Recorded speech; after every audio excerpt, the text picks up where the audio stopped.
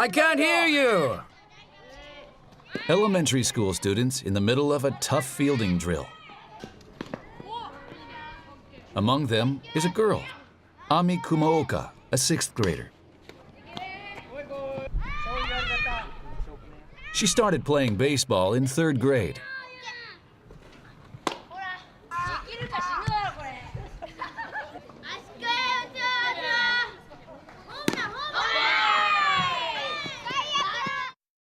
Picked to play for the Itabashi Ward team, she became captain and clinched 2nd place in the All-Tokyo baseball tournament.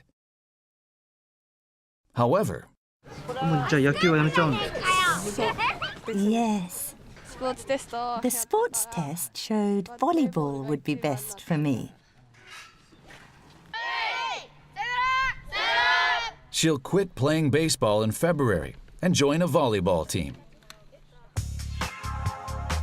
The reason is a sports test she took in December last year. It determined that the sport most suited to her abilities was volleyball, not baseball. After learning of the result, Ami decided to make the switch.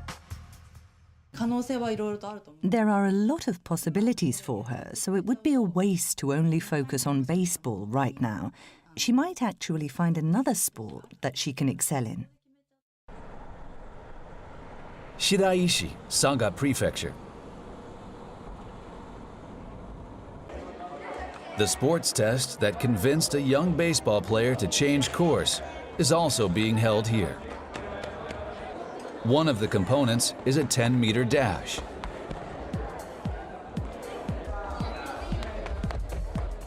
On the ground are unusual devices. When a child runs past, a graph appears on the computer.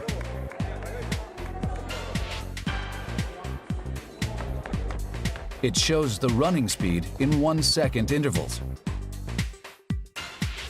In this child's case, his initial speed was 3.89 meters per second, and the top speed 5.7 meters per second.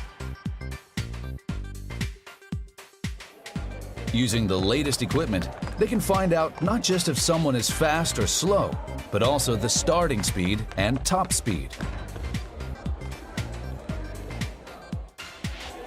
This is a jumping test. A sensor to measure acceleration is fixed to the pole. By making the child jump consecutively, they can also measure springiness. There are other tests, such as for agility and ball throwing.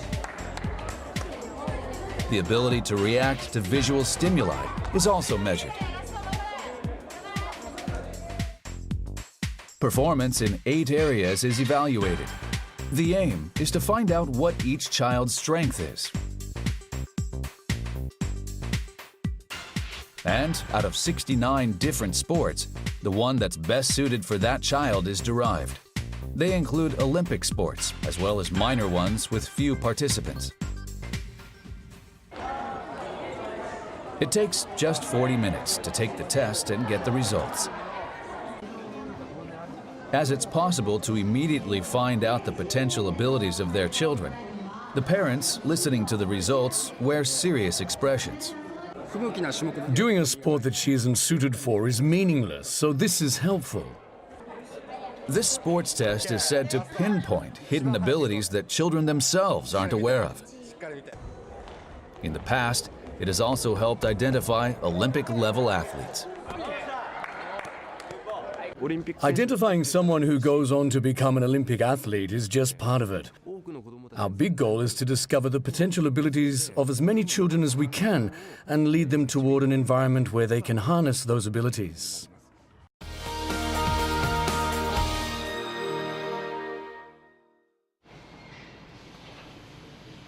The Tokyo Olympics is just the start. Mr. Oshima wants to make sure the growing interest in sports doesn't fade out after 2020. On his computer is a strategy that may help him accomplish that. We researched if physically talented people eat rice or bread. Right now, there are more talented people who eat bread. Mr. Oshima surveys people who take the sports test, asking them questions such as what they eat for breakfast and whether they walk up hills and stairs. Gathering data on their everyday lives, he studies how that relates to sports ability. Based on what he has learned so far, children with high sports ability are second children, eat bread for breakfast, go to sleep by 10 at night, and have good grades. Past extracurricular activities are also an important factor. To become a top athlete, what kind of a sports background is critical? This is also a question he is trying to answer. By finding correlations between the data and strong athletic ability, we're trying to learn how to improve athletic ability. Then we'll be able to recommend what a child needs to do now. To make the test more accurate, he says they need to continue holding these measurement events. But a single event can cost up to 3 million yen, a sum that few local governments can afford. How can they create an environment to encourage more children to take part? On this day, Mr. Oshima visits a PR firm called Sunny Side Up. The company has worked with numerous athletes and sports event organizers. The plan is to provide the data collected to companies and get them to sponsor the sports test.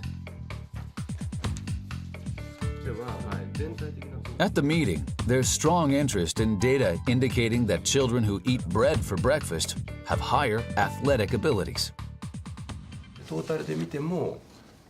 Overall, there are more bread eaters.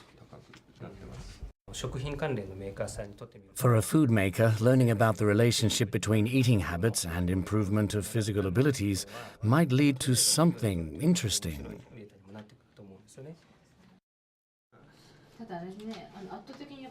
Mr. Oshima says home builders are also expressing interest in this unprecedented trove of data. For companies, I believe our data is extremely valuable. We'd like to do events together with companies that can contribute to our efforts and also create new value from the data. How to identify the hidden athletic talents of children and harness them? The challenge of nurturing athletes beyond the Olympics has just begun.